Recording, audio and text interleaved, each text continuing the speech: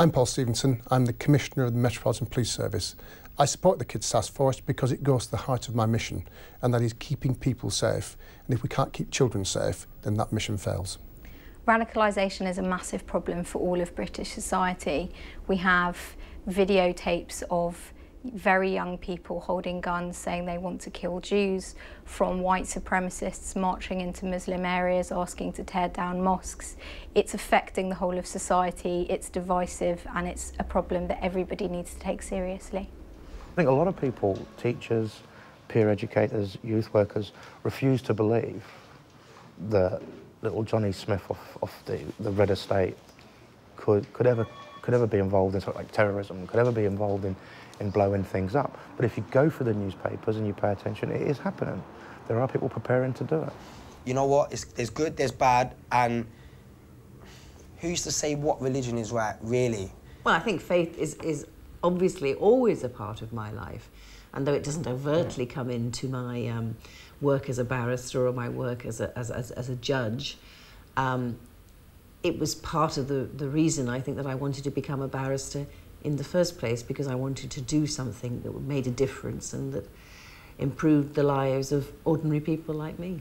I pray every day, every night, and even the nights when I put a film on and I fall asleep, I sort of like I get up in the morning, you know, and I think, oh, I didn't say my prayer last night, but I pray every day.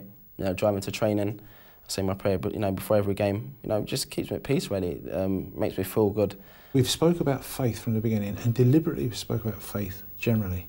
We don't always see to be alienating any particular faith or any particular denomination. For us, a faith is a belief that there is more than just this life. I think about Jimmy every minute of every day.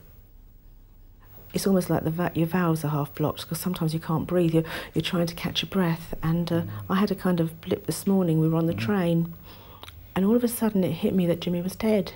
You know, I mean, I know it all the time, but I don't know, somehow this morning it just kind of overcome me, and I was sitting there and I went, oh my God, he's dead. You know, that's how it hits you. And the scary thing is that the kids that actually commit these crimes, they seem to get younger and younger. So obviously, when my brother Gavin lost his life, that really, you know, opened up my eyes. And after that, you know, that's why doing things like this, you know, is really important for me to, you know, get involved in and trying to help kids and trying to get kids off the street, because it's crazy out there. I talk to so many kids, and they're like, well, I've kind of got to carry a knife because this guy's carrying a knife, he's carrying a knife, and if I was to get into a fight and I haven't got a knife, then what do I do? There is probably, across the whole media, there is probably a bit of negative reporting and an assumption, I think, from people that kids equals bad news.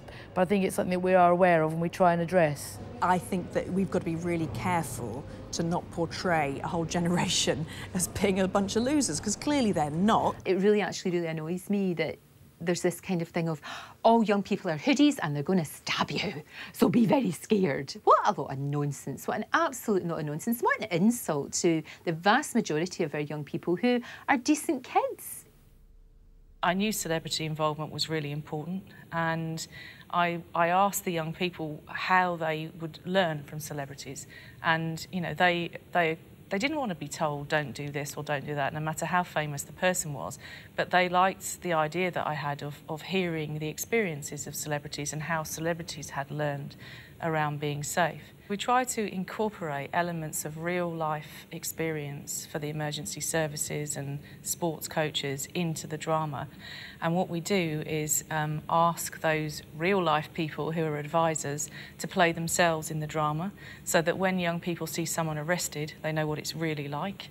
If they see a police raid, it's the way it really would be in life. If there's a fire, they see the true consequences of it. The Kids Taskforce is one of the few things that I would put my name to, because I feel it is one of the most deserving of all causes.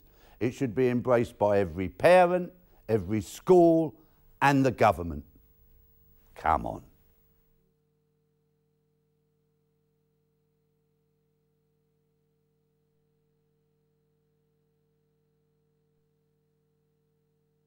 It's been 10 months since the murder of 16-year-old Jason Carsley, who bled to death after a senseless and unprovoked attack. Over the next month, we'll be bringing you in-depth reports in our special Communities Under Pressure series, where we'll be taking a closer look at the Brockfield estate where Jason was killed, as well as meeting the people who live there.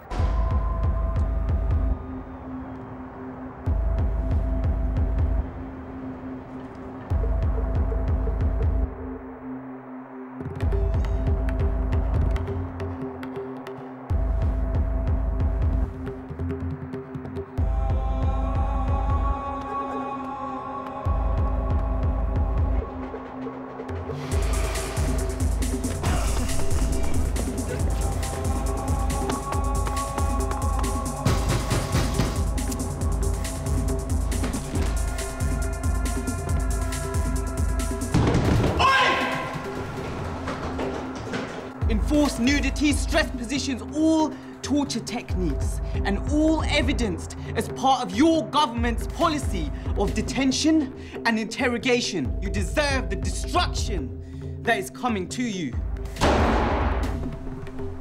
Hiya. Imagine winning a league at White Hart Lane. Lay it down, yeah? Do you know anything about this place? It's a shit box. Charming. They stab little white girls on Parkside.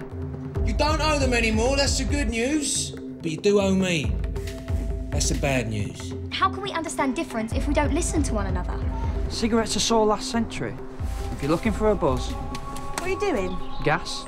Suck it up. Woo! Wicked. Let them reap what they sow. I am telling you, we will organise the largest, noisiest, one true nation demonstration this area has seen. You do realise you just started World War III? Black, white, brown, it makes no difference. They're all the same to me. We're far more alike than we're different. Jason was a great son and a pleasure to know. And he will be missed, but not forgotten. You ready for a battle?